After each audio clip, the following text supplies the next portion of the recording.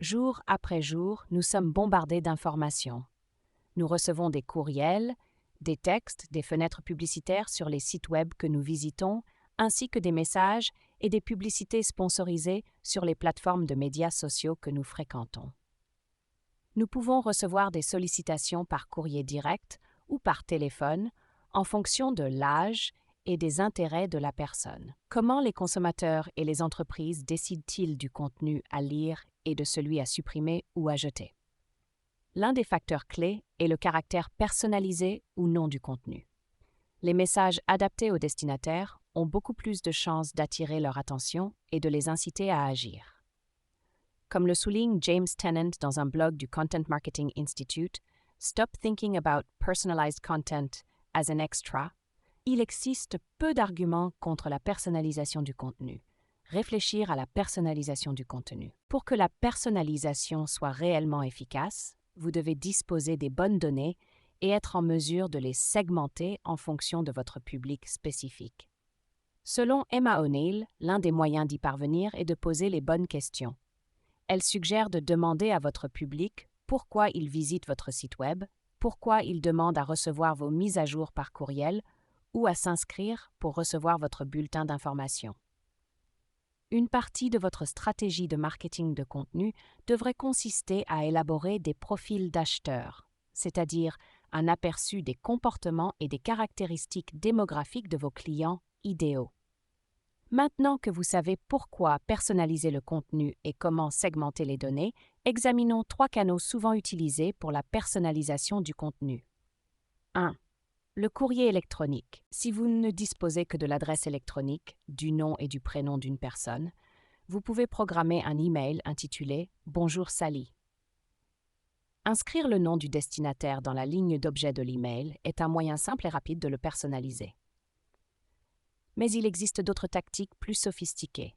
Campaign Monitor suggère par exemple de personnaliser le contenu de l'email en fonction de la localisation du destinataire, de son sexe ou d'autres informations que vous possédez à son sujet.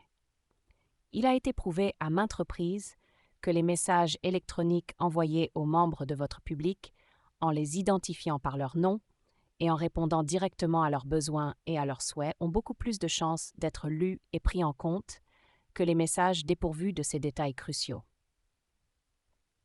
La personnalisation ne consiste pas à dire « bonjour, prénom », mais à comprendre les besoins d'un client et à adapter l'expérience à ses besoins.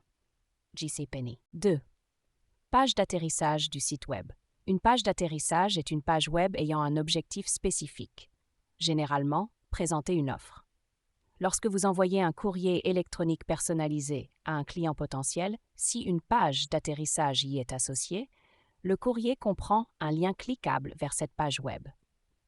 Le visiteur peut alors télécharger un élément de valeur. Il peut s'agir d'un livre blanc, d'une infographie ou des résultats d'une enquête. Il peut aussi recevoir une brochure sur un produit ou demander une consultation gratuite. Tout dépend de ce que vous voulez que la personne fasse. En échange de ces informations, le visiteur doit remplir un formulaire. Vous pouvez lui demander de fournir son nom et éventuellement d'autres informations, telles que le nom et la taille de son entreprise et sa fonction. Vous pouvez également lui demander s'il a le pouvoir de décider si l'organisation peut et veut acheter votre produit ou service. 3. Offre de réduction. La personnalisation d'une offre de réduction donne au destinataire l'impression que vous le connaissez et que vous voulez lui offrir quelque chose d'unique et de spécial. Plusieurs critères peuvent être utilisés pour créer l'offre. Les achats précédents, le coût du produit ou du service acheté précédemment et la localisation de l'acheteur. Vous pouvez même intégrer la période de l'année. Dans le monde B2B, les remises constituent souvent le premier investissement marketing d'une entreprise, selon le Boston Consulting Group.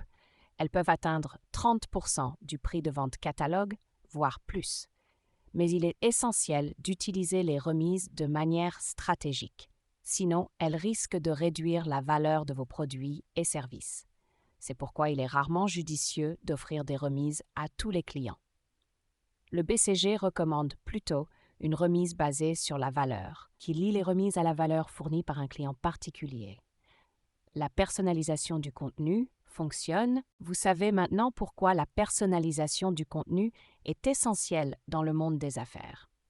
Les personnes et les organisations doivent faire le tri dans un flux constant d'informations qui leur sont envoyées. Au-delà d'un contenu de qualité, c'est la personnalisation du contenu et l'adaptation des messages au destinataire qui déterminent souvent si vous gagnez l'attention du destinataire et si vous l'incitez à prendre les mesures que vous souhaitez qu'il prenne. Vous souhaitez en savoir plus sur la personnalisation du contenu et sur la manière dont elle peut contribuer à la croissance de votre entreprise.